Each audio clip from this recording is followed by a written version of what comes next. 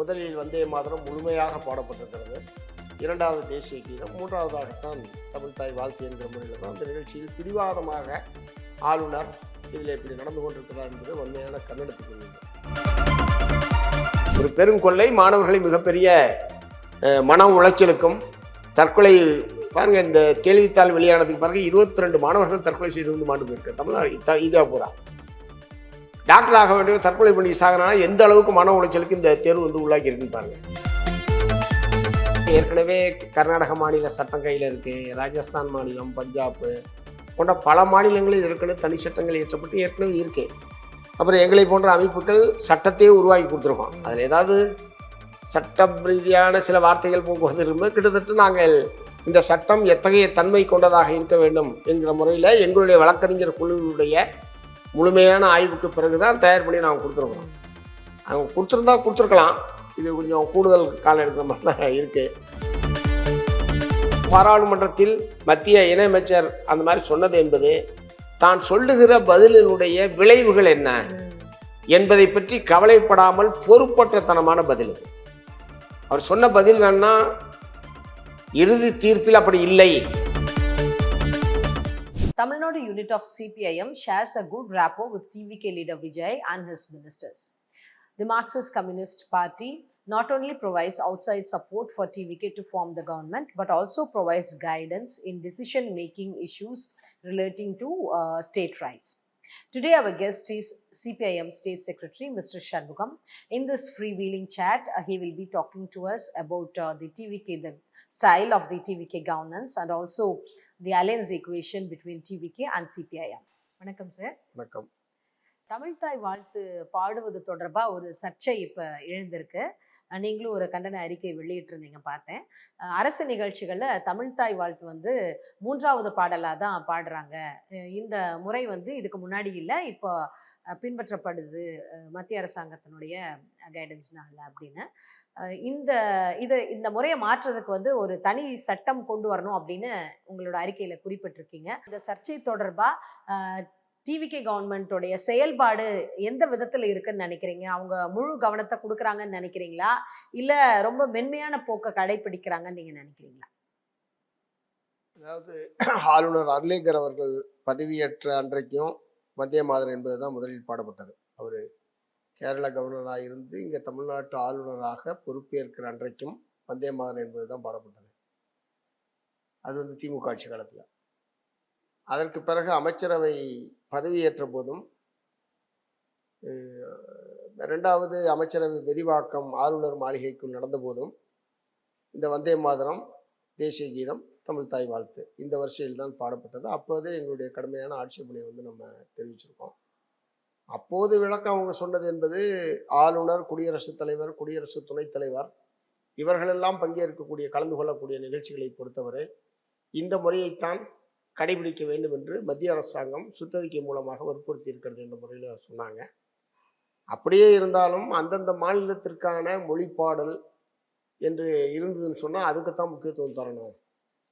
அது பாடப்படாமல் அதை 3வதாகவும் வந்தே மாதரத்தின் முதலில் என்பது ஏற்க முடியாது என்பது நாங்கள் அப்பயே சொல்லியிருக்கோம். அதனைத் தொடர்ந்து தான் தமிழ்நாடு சட்டப்பேரவையில் சட்டமன்ற கூட்டத்தொடர் துவங்கிய போது முதலில் தமிழ்தாய் வாழ்த்து, அதற்கடுத்து தேசிய கீதம், வந்தே மாதரம் பாடப்படவே இல்லை. ஆனால் அங்கே ஆளுநரும் எந்த ஆட்சேபனையும் தெரிவிக்கவில்லை.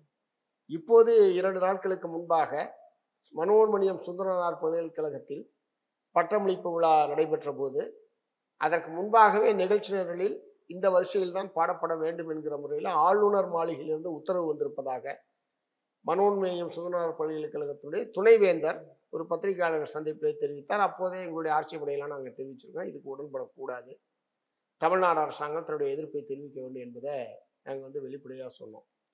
ஆனால் நிகழ்ச்சி நேற்றைக்கு நடைபெற்ற போது முதலில் வந்தே மாதரம் முழுமையாக பாடப்பட்டிருக்கிறது. 2வது தேசிய கீதம், 3வதாகத்தான் தமிழ் தாய் வாழ்த்து என்கிற முறையில் தான் அந்த நிகழ்ச்சியில் பிடிவாதமாக ஆளுநர் இதில் இப்படி நடந்து கொண்டிருக்கிறார் என்பது உண்மையான கன்னடத்துக்குரியது. ஆனால் தமிழ்நாடு அரசாங்கம் தன்னுடைய எதிர்ப்பை தெரிவிக்கக்கூடிய வகையில் தான் உயர்கல்வித்துறை அமைச்சர் அந்த நிகழ்ச்சியில் பங்கேற்கவில்லை.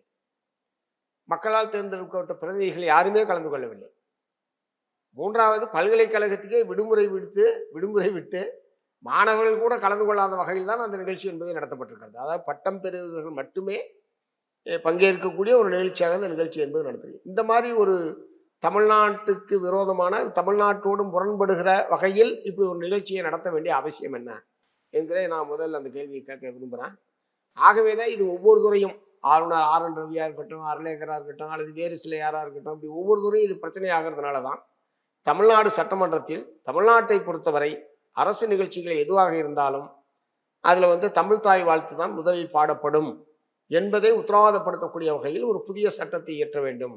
ஒவ்வொரு முறையும் இதை சர்ச்சையாகிக் கொண்டு இதுக்காக தமிழ் தாய் வாழ்த்துக்காக நாம் பெரிய வாதம் பண்ணிக்கிட்டு இந்த மாதிரி எதற்கு ஒரு சட்டத்தை இயற்றுவதன் மூலமாக ஒரு பாதுகாப்பான நிலைமையை உருவாக்க முடியும் என்கிற முறையில் தான் மார்க்சிஸ்ட் கம்யூனிஸ்ட் கட்சியின் சார்பில் வரக்கூடிய சட்டமன்ற கூட்டத்தொடரில் அப்படி ஒரு சட்டத்தை ஏற்ற வேண்டும் என்பதை நாங்கள் கோரிக்கை நிறுத்தி எழுப்பியிருக்கோம். அரசு தரப்புலேருந்து என்ன வருதுன்னு பார்க்கலாம். இப்ப நீங்க உங்க கோரிக்கைக்கு அவங்க இது வரைக்கும் ஏதாவது பதில் சொல்லியிருக்காங்களா? இந்த விஷயத்த தமிழ்நாடு அரசாங்கம் எப்படி அணுகுறாங்கன்னு நீங்க நினைக்கிறீங்க? ரொம்ப சீரியஸா இதை எடுத்துக்கிறாங்களா இந்த அதை விஷயத்த? பொறுத்த வரைக்கும் நான் என்னுடைய அறிக்கையிலையும் என்னுடைய பேட்டிலையும் சொல்லியிருக்கேன். இந்த மாதிரியான விஷயங்கள்ல உடனுக்குடன் தமிழ்நாடு அரசாங்கம் தன்னுடைய நிலைப்பாட்டை தெளிவுபடுத்த வேண்டும். மாறாக அது காலம் கடத்துவது, மௌனமாக இருப்பது என்பது ஒரு சர்ச்சையை ஏற்படுத்துவதற்கு தான் உதவி செய்யுது என்பதை நான் சொல்லியிருக்கேன்.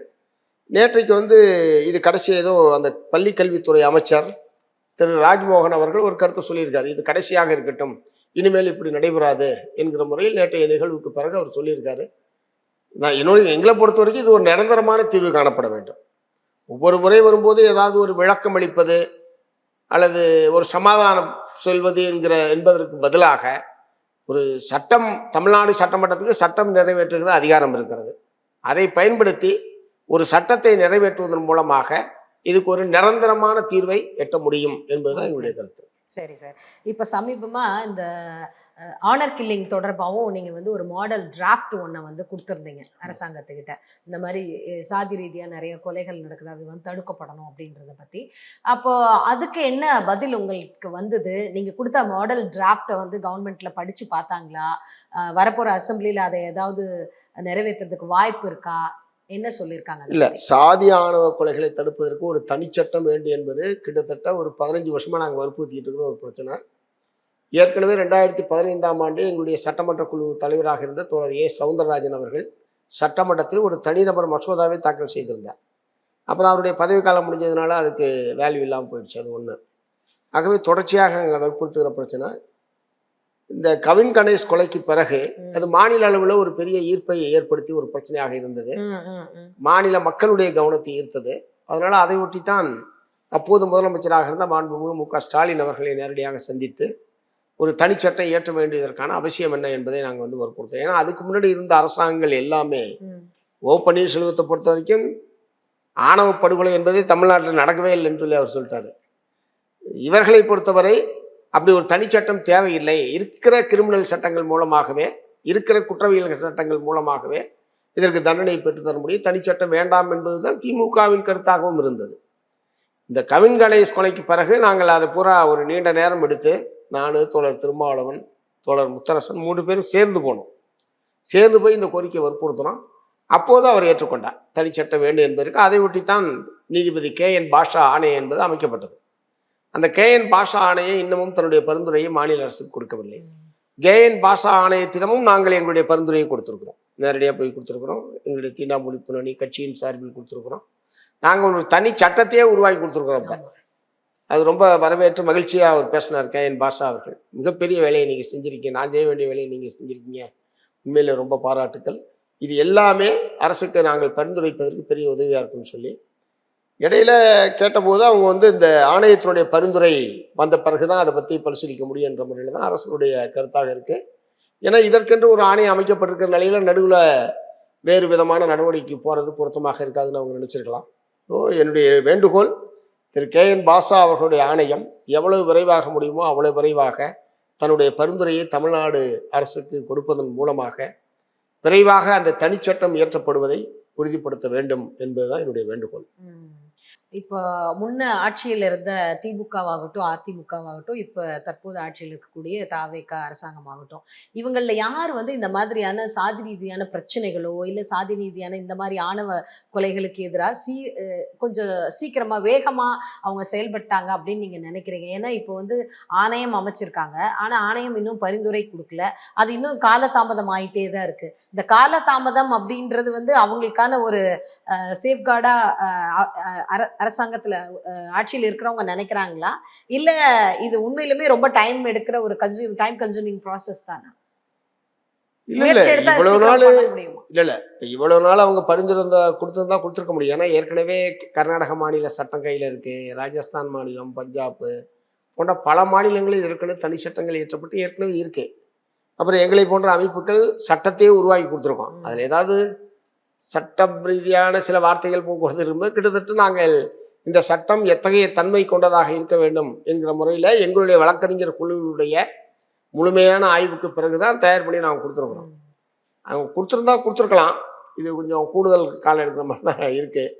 இதுக்கு பட் முன்னாடி அது அவங்க நிர்வாக ரீதியாக அவங்களுக்கு என்ன சிரமங்கள், அதாவது ஆணையத்துக்கு என்ன சிரமங்கள் இருக்கு எதுன்றது தெரியல. அது ஒன்று. அதனால தான் விரைவாக கொடுக்கணுன்றது தான் இப்போ நம்ம வற்புறுத்த முடியும். அவசர கோலத்தில் கொடுத்துருவோம், அவங்கெல்லாம் வற்புறுத்தினாங்கன்ற மாதிரி நாளைக்கு வரக்கூடாது. காலதாமதம் ஆயிடுச்சு.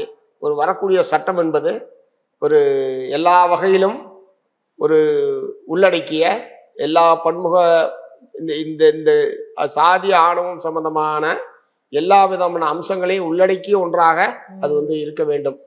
ஸோ அந்த முறையில் அது விரைவாக கொடுக்கணுன்றதை நான் வந்து திரும்ப வற்புறுத்த விரும்புகிறேன்.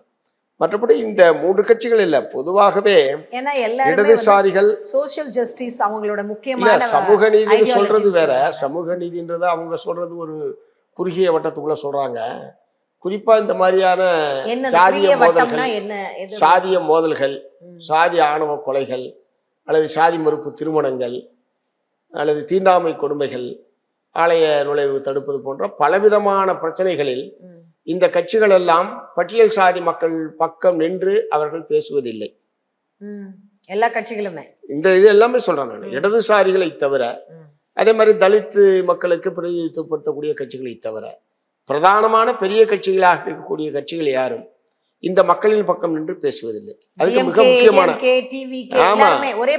அதுக்கு மிக முக்கியமான காரணம் தேர்தல் அரசியல் தான். இந்த மக்களுக்கு ஆதரவா இதுல போய் நாளைக்கு அவங்க ஓட்டு போட மாட்டாங்க. அந்த பிரிவு மக்கள் ஓட்டு இல்ல. இப்ப இந்த காஸ்ட் பேஸ்ட் ஓட் பாலிடிக்ஸ் வந்து நாங்க முடிச்சிட்டோம், அதை ஒரு முடிவு கொண்டு வந்துட்டோம் தானே டிவிகேல சொல்றாங்க. அது இந்த தேர்தல்ல ஒரு ஏற்பட்டிருக்கிற ஒரு மாற்றம். அதனால ஜாதியம் ஒழிஞ்சு போச்சுன்னு அர்த்தம், அல்லது ஜாதிய பிரிவினைகள் ஒழிஞ்சு போச்சுன்னு அர்த்தமா? சாதிய ரீதியா வாக்களிக்கலன்றதுனாலேயே சாதி ஒழிந்து விட்டதுன்றோ, இனிமே சாதி பிரிவினைகளே தமிழ்நாட்டில் இருக்காதுன்ற முடிவுக்கு வர்றீங்களா? அது ஒரு ஆட்சி மாற்றம் வேண்டும் என்கிற முறையில் அளிக்கப்பட்டிருக்கிற வாக்குகளை தவிர மற்ற எல்லா பிரச்சனைகளும் தீர்ந்து விட்டது என்று அர்த்தம் அல்ல. எல்லா தளங்களிலும் அந்த ஜாதி கட்டமைப்பு இன்னும் இருக்கமா வலுவாவே இருக்கு. அதுல என்ன சந்தேகம்? அதனாலதானே ஆணவ கொலைகள் நடக்குது. பெத்த பொண்ணை கொல்ற அளவுக்கு நடக்குதுன்னா அது சாதி பிடிமானம் எந்த அளவுக்கு இருக்குன்னு பாருங்க. தான் பெற்ற குழந்தைகளை கொள்ளுகிறார்கள், ஆள் வைத்துக் கொள்கிறார்கள், அடியாள வைத்துக் கொள்கிறார்கள், பெற்றோர்களை கொள்ளுகிறார்கள். இது எவ்வளவு கொடூரமான ஒரு விஷயம். ஸோ சாதி என்பது ஆழமாக வேரூன்றி இருக்கிறது. சாதி வெறி என்பது ஆழமாக வேரூன்றி இருக்கிறதுடைய விளைவுதான் இது பூரா. என்ன சொல்றாங்க? நான் ஊர்ல தலை காட்ட முடியாது, சொந்தக்காரெல்லாம் நாளைக்கு நல்லதுக்கு எடுத்து கூப்பிட மாட்டான், என் பொண்ணு இந்த மாதிரி சாதி மாதிரி பையன் சாதி மாதிரி கல்யாணம் பண்ணா, இந்த மாதிரி காரணம் தான் சொல்லுவோம். மற்றவர்களுக்காக அல்லது சாதியை சார்ந்தவர்களுக்காக தன்னுடைய குழந்தைகளையே கொள்வது அப்படின்ற ஒரு கொடூரமான எல்லைக்கு அவங்க வந்து போறாங்க. ஸோ அதனால வந்து இதுல வந்து அட்ரஸ் பண்றதுல எல்லா கட்சிகளும் ஒரே மாதிரி ஒரே வேகத்துல தான் செயல்படுறாங்க. ஒரே அதாவது அளவு முன்னப்பின்ன இருக்கலாமே தவிர அவங்களுடைய கண்ணோட்டம் என்ன அதுதானே பார்க்கணும். நம்ம இந்த குறிப்பிட்ட இஷ்யூஸ்ல அவங்களுடைய கண்ணோட்டம் என்னவாக இருக்கிறது, அவங்களுடைய தலையீடு என்னவாக இருக்கிறது, அது வந்து நிச்சயமாக பாதிக்கப்பட்ட பட்டியல் சாதி மக்களுக்கு ஆதரவாக இல்லை. அதுதான் என்னுடைய கருத்து. அதுல வந்து சதவீதம் தராசு வச்சுக்கிட்டு இப்ப நம்ம பார்க்க முடியாது. பொதுவாக அவங்களுடைய கண்ணோட்டம் எப்படி இருக்கு, அதுக்கு என்ன காரணம்? தேர்தல் அரசியல் தான். புரியுது. இரண்டாவது, இவங்களுடைய இயல்பாகவே தலைமை தாங்கக்கூடியவர்கள் பிற்படுத்தப்பட்ட இடைச்சாதியினராக இருக்கிறார்கள். அந்த கட்சிகளில் தலைமை தாங்கக்கூடியவர்கள் இடைச்சாதியினராக இருக்கிறார்கள். அவர்களை மீறி அரசாங்கம் ஒன்றும் பண்ணிட முடியாது. ஒரு பெரிய மாநில அளவில் ஒரு நெருக்கடி நிர்பந்தம் வருகிற போது சில சட்ட ரீதியான நடவடிக்கைகள் எடுக்கிறார்களே தவிர உள்ளூர் அளவில் தான் பிறந்த சாதியை எதுக்குங்க, நீங்க சாதிய கொடுமைக்கு எதிராக போராடணும்னா, சாதிய பாகுபாட்டுக்கு எதிராக போராடணும்னா, தீண்டாமை கொடுமைக்கு எதிராக போராடணும்னா, தான் பிறந்த சாதியை பகைத்துக் கொள்வதற்கு எவன் தயாராக இருக்கிறானோ அவனாதான் அதை நடத்த முடியும். அப்படி எத்தனை பேர் இருக்காங்க? கம்யூனிஸ்டுகள் தான் அப்படி இருக்க முடியும், அப்படி இருக்கிறாங்க. அப்படி எத்தனையோ உதாரணங்களை என்னால் வரலாற்று சொல்ல முடியும். தாவேக அரசாங்கத்துக்கு நீங்க வெளியில இருந்து ஆதரவு தரீங்க. இப்ப சிபிஐ வந்து அவங்களுக்கு அந்த அரசாங்கத்துல ஒரு அங்கம் வகிக்கிறதுக்கு வாய்ப்பு இருக்கு அப்படின்னு ஒரு ஸ்பெகுலேஷன்லாம் சொல்லப்படுது. அவங்க ப்ராபப்ளி ஒரு கேபினெட்லயும் அவங்க ஒரு மினிஸ்டர் ஆகலாம் அப்படின்னு சொல்லப்படுது.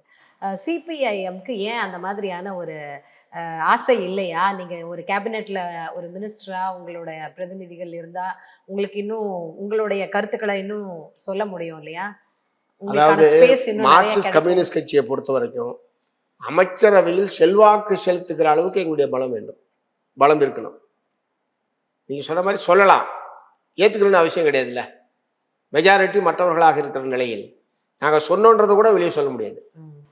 ஏன்னா அமைச்சரவை என்பது கூட்டு பொறுப்பு. நான் என்ன கருத்தை சொன்னாலும் அமைச்சரவையினுடைய முடிவு என்னவோ அதுதான் நான் அதுக்கு என்னை உட்படுத்திக் கொள்ள வேண்டும், அதுதான் நான் வெளியே சொல்ல முடியுமே தவிர, இல்லை இந்த பிரச்சனையை நான் மாறுபட்டு கருத்து சொன்னேன் அவங்க ஏற்றுக்கல அப்படின்லாம் வெளியே சொல்ல முடியாது. அமைச்சரவை என்பது கூட்டு பொறுப்பு. ஸோ அதுக்கான வாய்ப்பே கிடையாது. சொன்னாலும் பிரயோஜனம் இல்லை, அது பொதுவாகிட்டு. ரெண்டாவது ரெண்டு எம்எல்ஏக்களை வச்சுக்கிட்டு அப்படிலாம் போய் செல்வாக்கு செலுத்திட முடியாது. அப்போ நாங்கள் நாளைக்கு மக்களுக்கு எதிரான திட்டங்களையோ சட்டங்களையோ அவர்கள் நிறைவேற்றுகிற போதும் அதுக்கு எங்களை நாங்கள் உட்படுத்திக் கொள்ள வேண்டிய கட்டாயம் என்பது ஏற்படும். அந்த பழிவாகத்துக்கு நாங்கள் ஆளாகணும். இதையெல்லாம் யோசிச்சு தான் எங்களுடைய அந்த அமைச்சரவைக்குள் எங்களுடைய செல்வாக்கை செலுத்த முடியும் என்ற அளவுக்கு எங்களுடைய பலம் இருந்தால் நாங்கள் பங்கேற்போம், இல்லைன்னா பங்கேற்க மாட்டோம்.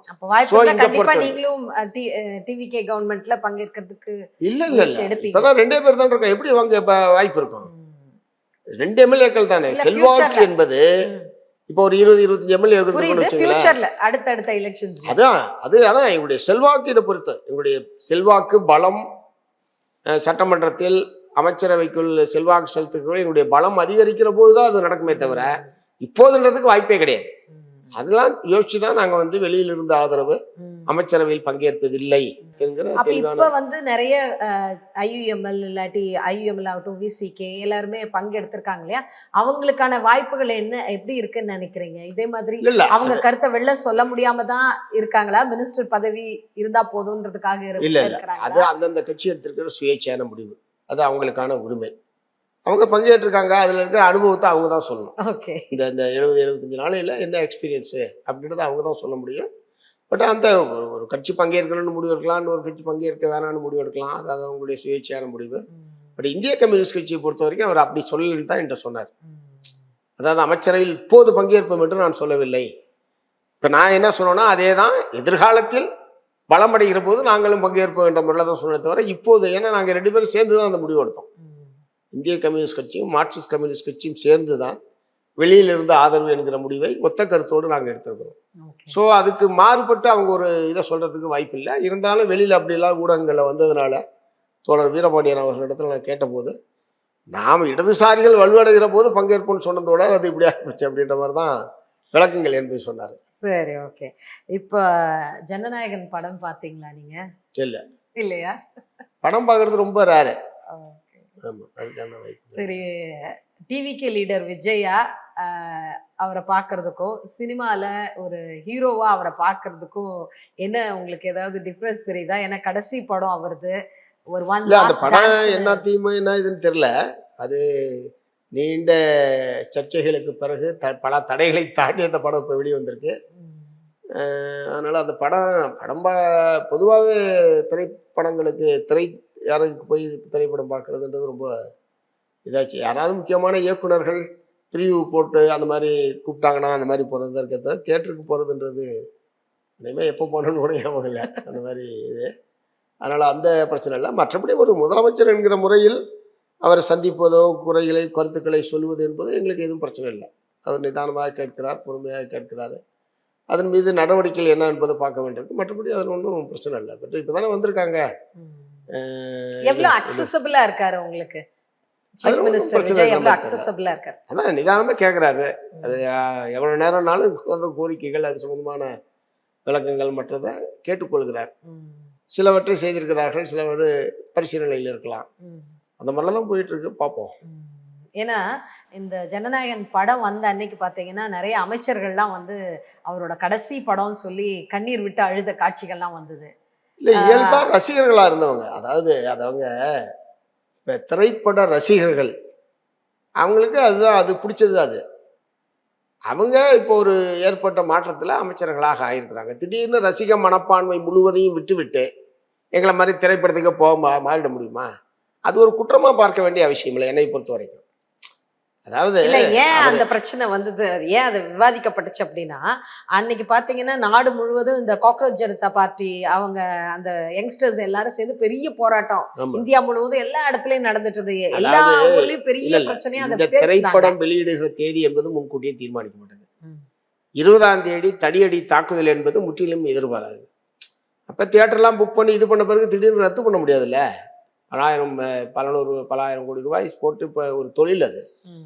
பலாயிரம் தொழிலாளர்களுடைய வாழ்க்கை அதோடு இணைந்திருக்கிறது. இவ்வளவு நாள் தள்ளி போனதே தயாரிப்பாளர், ஃபைனான்சியர் போன்ற பலரும், அது ஒரு பெரிய இண்டஸ்ட்ரி. அதனால நீங்களும் வருத்தப்படுறீங்களா அதுக்காக? வருத்தம்லாம் படல. நான் ஏன் வருத்தப்பட போறேன்? நான் சொல்றது இல்ல மற்றவங்க சொல்றாங்கல்ல, அங்க இது பண்ணும்போது இதா அப்படின்னு கேட்கறாங்களா, அதுல அர்த்தம் இல்லைன்றேன். ம், ம், ம். 20ஆம் தேதி சம்பவம் நடந்ததுக்கும் 23ஆம் தேதி படம் ரிலீஸுக்கு என்ன சம்பந்தம் இருக்கு? இதுவும் முன்கூட்டியே தேதி தீர்மானிக்கப்பட்டது. 20ஆம் தேதி இப்படி ஒரு சம்பவம் நடந்து விட்டது. ஒரு தடியடி தாக்குதல் டெல்லியில நூற்றுக்கணக்கான மாணவர்கள் காயமடைந்தார்கள். இங்கே தமிழ்நாட்டிலையும் அதே எதிர்த்த போராட்டத்தில் இங்கேயும் போலீஸ் அடக்குமுறை என்பது நடந்தது. அது ஒரு தனி தொழில். ம். அதை போய் இதையா நீங்க இப்ப இன்னைக்கு போய் பாக்குறீங்கன்னு இல்ல கேட்கல. ஏன்னா நீட் போராட்டத்துக்கு வந்து ரொம்ப முக்கியத்துவம் கொடுத்தது தமிழ்நாடு தான். எல்லாருமே உங்க சிபிஐ எஸ்எஃப்ஐ இல்ல அதனால இந்த திரைப்பட நான் கேட்கறதுக்கு சொல்லுங்க. திரைப்பட வெளிவந்தது என்பது 23ஆம் தேதி என்பது திடீரென்று அன்னைக்கு இந்த போராட்டத்தை திசை திருப்ப வேண்டும் என்கிற நோக்கத்தோடு தேதி தீர்மானிக்கப்பட்டதா? இல்ல இல்ல அப்படி ஏதாவது இருந்தாதான் நீங்க குற்றம் சாட்ட முடியுமே தவிர, இது இயல்பாக ஏற்கனவே தீர்மானிக்கப்பட்டது. அதுவும் அந்த மாதிரி தாக்குதல் என்பது நடந்த பிறகு இயல்பா போராட்டம் வீரியம் பெறுகிறது. அவ்வளவுதான். ரெண்டே தனியா தான் இதுக்காக இதை பார்க்கணும். ஒத்தி வச்சிருந்தா பல நூற்றுக்கணக்கான தியேட்டர்கள் என்ன இருக்கும்? அவங்கள நினைச்சு பாருங்க. அதனால இந்த போராட்டம் ஒண்ணு வீரியம் குறைஞ்சிடலையா? இன்னும் நல்லா தான் நடந்தது. விமர்சனத்துக்கு உள்ளானது, போராட்டமும் நல்லா தான் நடந்தது. ஏன் இதோட இணைச்சு பாக்குறீங்கன்னு நான் கேக்குறேன். இல்ல ஏன்னா நீட்டுக்கான முதல் போராட்டம் ரொம்ப நீட் போராட்டத்துக்கு 23ஆம் தேதி சம்பந்தம் இருக்கா? நான் இல்ல கேக்குறேன். சார், தமிழ்நாட்டுல தான் ரொம்ப வாய்ஸிஃபரஸா அந்த ப்ரொடெஸ்ட் எல்லாம் நடந்தது முன்ன. ஆனா இப்போ வந்து இந்தியா முழுவதும் அது எதிரொலிச்சுக்கிட்டு இருக்கும்போது அதனோட ஆரிஜின் வந்து தமிழ்நாடு. ஆனா இங்க வந்து அதுக்கான முக்கியத்துவம் கம்மியா இருக்கிற மாதிரி நிறைய கிடையாது. எங்களுடைய எஸ்எஃப்ஐ டைஃபி ரெண்டும் தமிழ்நாடு முழுவதும் களத்தில் நின்றது நாங்க தான். நாங்க என்ன படத்தை அதை பத்தியும் எனக்கு ஒரு கேள்வி இருக்கு. இல்ல தமிழ்நாடு முழுவதும் பல நூற்றுக்கணக்கான இடங்களில் எஸ்எஃப்ஐ டைஃபியினுடைய இளைஞர்களும் மாணவர்களும், அதே மாதிரி இங்க பால நிலத்துல ஆயிரக்கணக்கான மாணவர்கள் போராட்டம் நல்லா தான் நடந்தது. அந்த படத்தினால போராட்டம் ஒண்ணு வீரியம் குறைஞ்சு போயில்லையே. அந்த படத்துக்கு போனவங்க அவங்க ரசிகர்கள் போனாங்க. அது என்னைக்கு வெளியிட்டிருந்தாலும் போயிருப்பாங்க. ஏன் இதோட ஒப்பிடுறீங்க? இதை தான் நீங்க கொச்சப்படுத்துறீங்க. அது நடந்துகிட்டு இருக்கும்போது தான் ஆயிரக்கணக்கான மாணவர்கள் தெருவில் நின்னாங்க. அப்பனா இவங்களை பாராட்ட தானே செய்யறீங்க.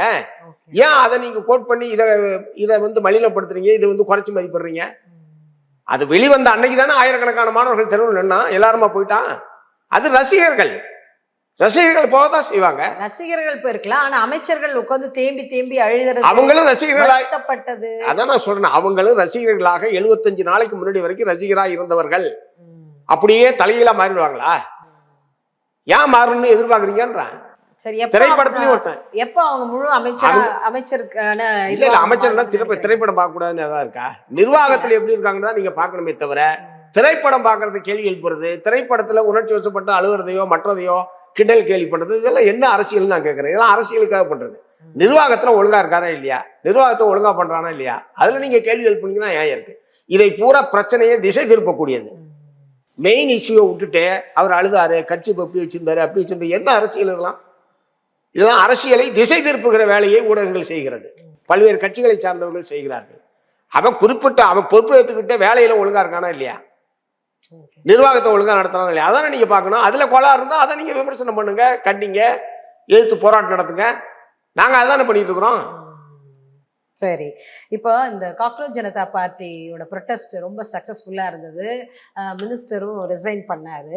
இந்த ப்ரொட்டஸ்ட்ல வந்து நாங்க நெறைய இடத்துல போய் பார்த்தோம். இந்தியால எங்களோட செய்தியாளர்கள் பல இடத்துல வந்து இத கவர் பண்ணாங்க. அங்க நாங்க பார்த்தது என்னன்னா, இதுவரைக்கும் ப்ரொட்டஸ்ட்னா என்னன்னே தெரியாம, இதுவரைக்கும் ஒரு தடவ கூட அந்த மாரியான ஒரு ப்ரொட்டஸ்ட்க்கு போகாம இருந்த பல நபர்கள் அங்க வந்திருந்தாங்க. நெறைய யங்ஸ்டர்ஸ் லீவ் போட்டு காலேஜ்க்கு வந்தவங்க, காலேஜ்க்கு லீவ் போட்டு வந்தவங்க, ஒர்க்குக்கு போனவங்க லீவ் போட்டு வந்தவங்க, நெறைய பேர்த்த எங்கனால பார்க்க முடிஞ்சது. என்னோட கேள்வி என்னன்னா, உங்கள மாரி இடதுசாரிகள் அமைப்புகள்ல சின்ன வயசுல இருந்தே நிறைய ட்ரைனிங் குடுக்குறீங்க. மாணவர்களுக்கு, இளைஞர்களுக்கு தனித்தனி அமைப்புகள் எல்லாமே வச்சிருக்கிறீங்க.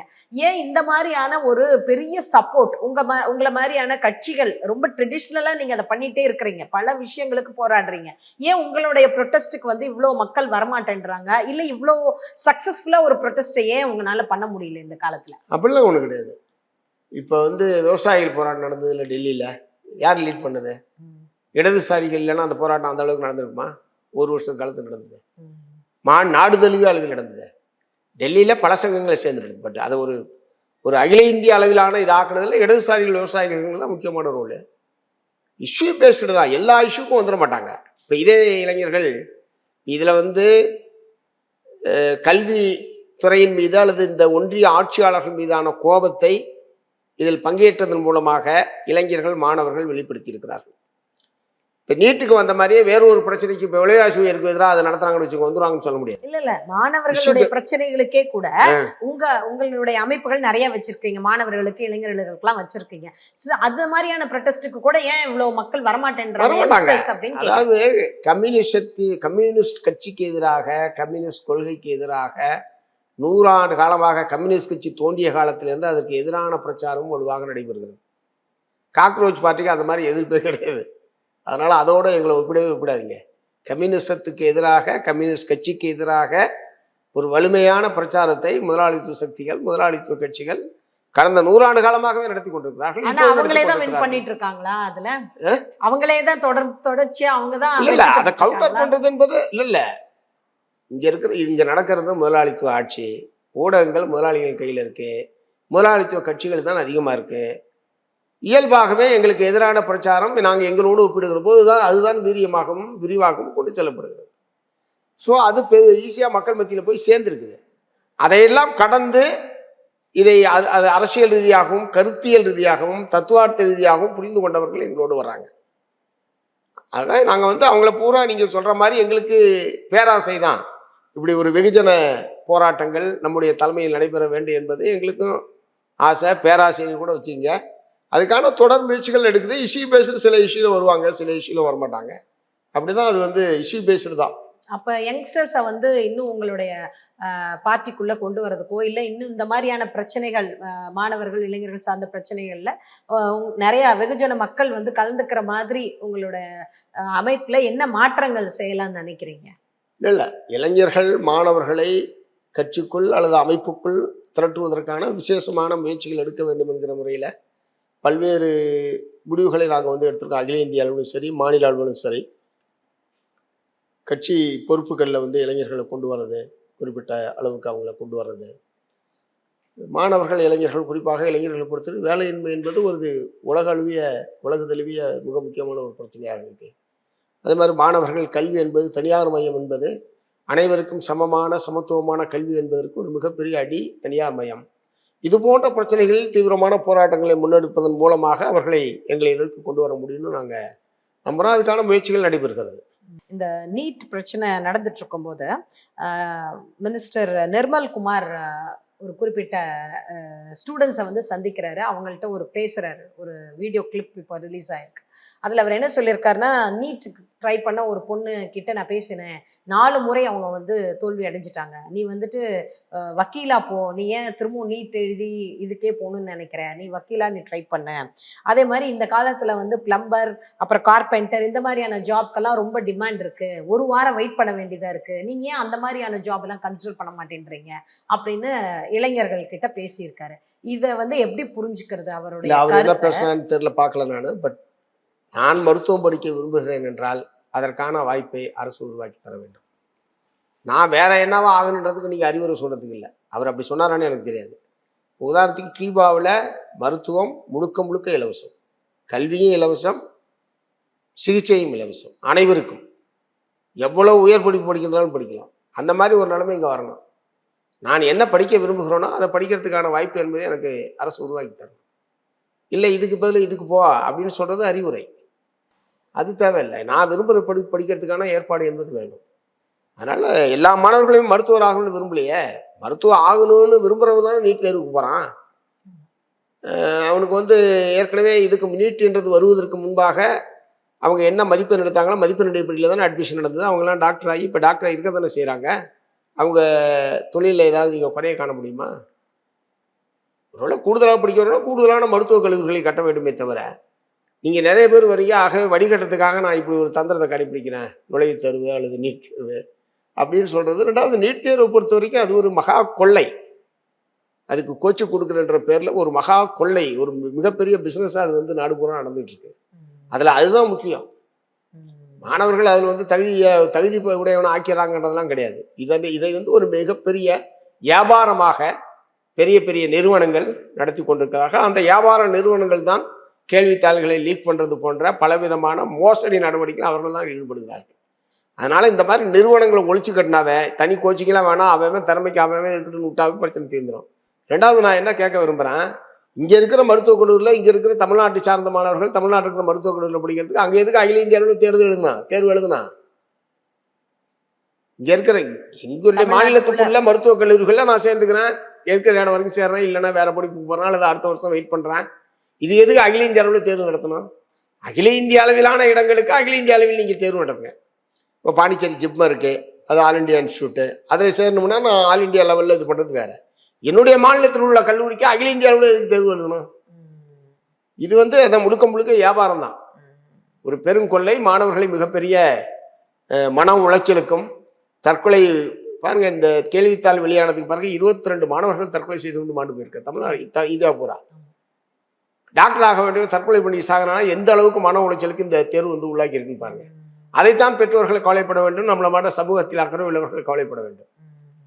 சார், இப்போ காவேரி இஷ்யூல டிவிகே வந்து எந்த அளவுக்கு, டிவிகே கவர்மெண்ட் எந்த அளவுக்கு முழு முயற்சியோட செயல்படுறாங்கன்னு நினைக்கிறீங்க? ஏன்னா இது நாள் வரைக்கும் ஒரு சுப்ரீம் கோர்ட் ஃபைனலாக ஒரு வேர்டிக்ட் கொடுத்துருக்காங்க, அது வந்து தமிழ்நாடுக்கு ரொம்ப ஃபேவரபுளாக இருக்குது. அப்படி இருக்கும் பட்சத்தில் இவங்க நேரில் போய் ஒரு ஃப்ரெண்ட்லி டாக்ல நான் பேச போகிறேன், டிகேஸை மீட் பண்ண போகிறேன் அப்படின்னு எடுக்கிற முயற்சி எதை காட்டுதுன்னு நீங்கள் நினைக்கிறீங்க? அதாவது முதல்ல உச்ச நீதிமன்றத்தினுடைய இறுதி தீர்ப்பு என்பது தமிழ்நாட்டுக்கு சாதகன்றதை நான் ஏற்றுக்கல. ஏன்னா நடுவர் மன்றத்தினுடைய தீர்ப்பில் சொன்ன அளவை விட 177.25 TMC தண்ணியை குறைச்சது உச்ச நீதிமன்ற தீர்ப்பு. ஆக்சுவலாக அது வந்து தமிழ்நாட்டுக்கு சாதகமானதெல்லாம் ஒன்றும் கிடையாது. பட் திரும்ப திரும்ப இதை வந்து இழுத்துக்கிட்டே போவானான்றனால அந்த நேரத்தில் நம்ம வந்து சரி ஏதோ ஒரு வகையில் ஒரு முடிவுக்கு வரட்டுன்ற முறையில் நம்ம ஒத்துக்கிட்டோமே தவிர அது தமிழ்நாட்டுக்கு உரிய பங்கு அல்ல. அதனால் அது வந்து சாதகமானலாம் கிடையாது. அது பாயிண்ட் நம்பர் 1. இப்போ வந்திருக்கிற பிரச்சனை என்பது இந்த ஆண்டு ஜூனில் தண்ணி வரல. ஏன்னா அங்கேயும் மழை இல்லை, இங்கேயும் மழை இல்லை, தண்ணி வரல, குறுவை சாகுபடி முடிஞ்சிருச்சு, அவ்வளோதான், இன்னுமே கிடையாது. அடுத்து சம்பா சாகுபடிக்காவது இப்போ தண்ணி வந்தால் தான் சம்பா சாகுபடியாவது செய்ய முடியும். என்னென்னா அங்கே அணைகளில் 3 அணைகள்லையுமே சேர்த்தே 60-63 TMC தான் இருக்கிறதா சொல்கிறாங்க, 3 அணைகள்லையும் சேர்த்து. அதனால் இந்த பற்றாக்குறை பகிர்வு என்ற முறையில் தான் இப்போ ஏதாவது தண்ணி வாங்கினா அது குடிநீர் தான் பயன்படுத்த தவிர பாசனத்துக்கு பயன்படுவதற்கான வாய்ப்பு இல்லை. பட் அதை கூட தருவதற்கு காவிரி மேலாண்மை ஆணையம் சொன்னதற்கு பிறகும் அதை தருவதற்கு கூட கர்நாடக மாநில அரசாங்கம் தயாராக இல்லை. முதலமைச்சர் அங்கே போகிறத பொறுத்த வரைக்கும் அது போகிறது என்பது எந்த விதத்திலையும் தமிழ்நாட்டுக்கு உதவியாக இருக்காது என்பது தான் எங்களுடைய அபிப்பிராயம். ஏன்னா இப்போ ஏற்கனவே உச்ச நீதிமன்றத்தினுடைய தீர்ப்பின்படி மாதம் தோறும் வர வேண்டிய அளவுக்கு தண்ணீரை அவங்க கொடுக்கறது இல்லை. இதுக்கு பதிலாக மேகதாட்டில் அணை கட்ட போகிறோன்னா அவங்க ரொம்ப முனைப்பாக இருக்காங்க. பட்ஜெட்டில் நிதி ஒதுக்கிறது, மத்திய அரசாங்கத்தில் போய் அனுமதியை பெறுவதற்கு தன்னுடைய செல்வாக்கு முழுவதையும் பயன்படுத்துவது என்கிற முறையில் கர்நாடக மாநில முதலமைச்சருடைய நடவடிக்கை தீவிரமாகி இருக்கக்கூடிய நிலையில் நம்முடைய முதலமைச்சர் அங்கே போவது என்பது எந்த விதத்திலும் தமிழ்நாட்டுக்கு இதாக இருக்காது. இப்போ அங்கே போனால் அவர் என்ன சொல்லிட்டு வர முடியும்? மேகதாட்டுக்கு என்ன சொல்லிட்டு வர முடியும்? அல்லது தண்ணி கொடுனா தண்ணி அவங்க கொடுக்கறதுக்கு ரெடியாகுவது வெறுங்கையோடு வர்றது என்பது எந்த விதத்தில் தமிழ்நாட்டு மக்கள் மத்தியில் தமிழ்நாடு அரசுக்கு ஒரு நல்ல பெயரை பெற்று தரதாக இருக்கும். அதனால் இதெல்லாம் பல அம்சங்களையும் யோசிக்கணுன்றதை நாங்களும் சொல்லியிருக்கோம். அவங்க முதலமைச்சர் அலுவலகத்திலேருந்து சொன்னது இது வரைக்கும் நாங்கள் வந்து போகிறதா முடிவெடுக்கலை. நான் பேசுனது 2 நாளைக்கு முன்னாடி. இது வரைக்கும் முடிவில் அதிகாரப்பூர்வமாக நாங்கள் செல்வது என்கிற முடிவை இதுவரை எடுக்கவில்லை. அப்புறம் அமைச்சர் சொன்னாரேன்னு கேட்டேன். அமைச்சர் அவர் விஷயத்துக்கு சொல்லிட்டாரு, வேளாண்மை துறை அமைச்சர். அவர் சொல்லிட்டாருங்க, அவர் எப்படி சொன்னாருன்னு எங்களுக்கு தெரியல. பட் நாங்கள் ஒன்றும் போகிறது சம்மந்தமாக இன்னும் இறுதி முடிவு எடுக்கவில்லை என்பது தான். பார்க்கலாம், என்ன 2 நாள் தான் இருக்கேன் முதலமைச்சர் அவர்கள் சொல்லியிருக்கிறது. பட் இதில் வந்து ஏற்கனவே தமிழ்நாடு சட்டப்பேரவையில் இந்த மேகதாட்டு அணைக்கு எதிராக ஒரு தீர்மானம் என்பது நிறைவேற்றப்பட்டிருக்கு. அதில் உறுதியாக தமிழ்நாடு அரசாங்கம் நிற்க வேண்டும். 2வது, மேல் பகுதி பாசனம் பெறக்கூடிய மாநிலங்கள் கீழ்ப்பகுதி பாசனம் பெறக்கூடிய மாநிலங்களுடைய ஒப்புதல் இல்லாமல் அணை கட்ட முடியாது. இதுதான் சர்வதேச விதி. நீங்க பாருங்க, அணையை கட்டி தேங்கிட்டே இருப்பீங்கன்னா கீழே இருக்கிற பூரா குடிதண்ணீரும் விவசாயமும் இல்லாமல் சாகிறதா? அதனால நேற்றைக்கு முன்தினம் பாராளுமன்றத்தில் மத்திய இணையமைச்சர் அந்த மாதிரி சொன்னது என்பது தான் சொல்லுகிற பதிலினுடைய விளைவுகள் என்ன என்பதை பற்றி கவலைப்படாமல் பொறுப்பற்றத்தனமான பதில் இது. அவர் சொன்ன பதில் வேணா இறுதி தீர்ப்பில் அப்படி இல்லை என்பது உண்மையாக இருக்கலாம். ஆனால் நாம் இப்படி சொல்லுவதன் மூலமாக தமிழ்நாட்டில் என்ன மாதிரியான உணர்வு விவசாய மத்தியிலும் பொதுமக்கள் மத்தியில் ஏற்படும் என்பதை பற்றி கொஞ்சமும் கவலைப்படாமல் அப்படி அவர் சொன்னது என்பது தவறு. அந்த அடியில் தான் நாங்கள் வந்து கண்டிச்சிருக்கோம். 3வது, பிஜேபி அரசாங்கத்தை பொறுத்தவரை அது தமிழ்நாட்டுக்கு விரோதமாகத்தான் பல விஷயங்களில் நடந்து கொள்கிறது. காவேரி விஷயத்திலே அவங்க அப்படிதான் நடந்துக்கிறாங்க. கர்நாடகத்துக்கு சாதகமான ஒரு கர்நாடகத்தின் மீது ஒரு மென்மையான அனுசரணையான போக்கும், தமிழ்நாட்டுக்கு விரோதமான போக்கையும் அவர்கள் கடைபிடிக்கிறார்கள். அதனால இந்த மாதிரியான சூழல்ல தான் மத்திய அமைச்சருடைய இந்த பதிலை இணைத்து பார்க்க வேண்டும். இது தமிழ்நாட்டுக்கு விரோதமாக அவர்கள் இருக்கிறார்கள் என்பதற்கு. ஓகே, ஃபைனலாக ஒரு கொஸ்டின் சார்.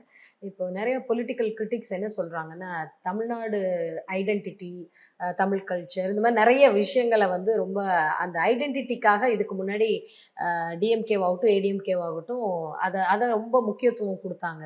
அதை வந்து டிவிகேல பார்க்க முடியல, அவங்களுடைய ஸ்டைல் ஆஃப் கவர்னன்ஸ்ல அது வெளிப்படலை அப்படின்றாங்க. மொரோவர் அது ஒரு சிலவங்க இதை வந்து ஒரு சாஃப்ட் ஹிந்துத்துவா பாலிடிக்ஸ் அவங்க பண்றாங்க அப்படின்னு சொல்றாங்க. நீங்க இதை எப்படி பாக்குறீங்க? ஒரு பிஜேபி லீனிங் ஒரு ஆர்கனைசேஷனா டிவிகே சாஃப்ட் ஹிந்துத்துவான்னு இதை எப்படி சொல்றீங்க? மொழி பிரச்சனையே சாஃப்ட் ஹிந்துத்துவான்னு எப்படி சொல்றீங்க? மொழி நீங்க கேட்டது மொழி சம்பந்தப்பட்ட பிரச்சனை, அது எப்படி சாஃப்ட் ஹிந்துத்துவா? மதச்சார்பின்மை, அது மதச்சார்புமை சம்பந்தப்பட்ட பிரச்சனையில அவங்க எப்படி நடந்துக்கிறாங்கன்னா அதுல சாஃப்ட் ஹிந்துத்துவாவா இல்லையான்னு கேட்டா அது வேற. நீங்க மொழி சார்ந்த பிரச்சனைகள்ல அல்லது தமிழ்நாட்டினுடைய உரிமைகள், மாநில உரிமைகள், மொழி பண்பாடு, மொழி சார்ந்த பிரச்சனைகள், அது தன்மை வேற. சாஃப்ட் இந்துத்துவா என்பது வேற. ரெண்டையும் நீங்க இது பண்ணக்கூடாது. இப்ப இந்துத்துவான உதாரணத்துக்கு திருப்பரங்குன்றம் தீபம் பிரச்சனை இருக்குன்னு வச்சுங்க. இப்ப திருப்பரங்குன்றத்துல வழக்கமான இடத்துல தீபம் ஏற்று உயர்நீதிமன்றம் தீர்ப்பு சொன்னதுக்கு பிறகும் ஏற்கனவே இருந்த திமுக அரசு உறுதியாக வழக்கமான இடத்துல ஏற்றினாங்க. அந்த வழக்கு என்பது நிலுவையில் இருக்கு. அதுல அதே நிலை தொடர்ந்து இவங்க சொல்லியிருக்காங்க. இதுல எங்க வந்திருக்கு சாஃப்ட் இந்துத்துவா? அவங்க அதே நிலைப்பாட்டில் தான் இருக்காங்க. அதே மாதிரி உயர்நீதிமன்றம் வந்து 2 தீர்ப்புகள் சமீபத்தில், ஒன்று பக்ரீத்தை ஒட்டி பொது இடங்களில் விலங்குகளை வெட்டக்கூடாது என்கிற ஒரு மோசமான உத்தரவு என்பது வந்தது. அது இஸ்லாமியர்களுக்கு எதிரானது மட்டுமல்ல, பொது இடங்களில் வெட்டக்கூடாதுன்னா கருப்புசாமி கடா வெட்டுறது உட்பட குற்றம் தான், நான் நேர்த்தி கடன் செலுத்துறது உட்பட குற்றம் தான். அப்படிப்பட்ட ஒரு தீர்ப்பை வழங்கிய போது அதை எதிர்த்து அப்பீல் பண்ணணும்னு சொன்னால் உடனடியாக அப்பீல் பண்ணியிருக்காங்க. அதே மாதிரி இஸ்லாமியர்களுக்கான இடஒதுக்கீடு சம்பந்தமான பிரச்சனையில் பாதிப்பை ஏற்படுத்துற மாதிரி ஒரு தீர்ப்பு வந்தபோது உச்ச நீதிமன்றத்தில் அப்பீல் பண்ண சொன்னால் பண்ணியிருக்காங்க. அதனால ஒரு சாஃப்ட் ஹிந்துத்துவான்றதுக்கான குறிப்பான இந்த பிரச்சனையில் இப்படி என்ற மாதிரி ஏதாவது சொன்னீங்கன்னா அது அப்படியா இல்லையான்னு நம்ம வந்து பேசலாம். பட் மொழி சார்ந்த பிரச்சனைகளில் இந்த இப்போ தமிழ் தாய் வாழ்த்து உள்ளிட்ட பிரச்சனைகளில் இன்னும் கொஞ்சம் தீவிரமாக அவங்க செயல்பட்டுருக்கலாம், உறுதியாக நிலைப்பாடு எடுத்திருக்கலாம். முன்கூட்டியே இந்த நிகழ்ச்சியை ரத்து செய்வது உட்பட கூட அவங்க யோசிச்சிருக்கலாம். எது மனோன்மணியம் சுந்தரனார் பல்கலைக்கழகத்தில் தமிழ்நாடு அரசுடைய நிலை இது, இதற்கு ஒத்துக்கொண்டால் அந்த நிகழ்ச்சி நடக்கட்டும், இல்லை என்று சொன்னால் நிகழ்ச்சியை ரத்து செய்வோம் என்கிற அளவு கூட அவங்க போயிருக்கலாம். அந்த மாதிரி ஒரு அணுகுமுறையை எதிர்பார்க்க முடியல. சமாதானம் சொல்வது, சரி இனிமேல் நடக்காமல் பார்த்துக் கொள்கிறோம் என்கிற முறையிலான ஒரு அணுகுமுறை என்பது இருக்கிறது. அதுல இன்னும் உனக்கு கூடுதல் அக்கறை என்பது செலுத்த வேண்டும். உங்களுடைய நேரத்தை கொடுத்து நன்றி. ஓகே.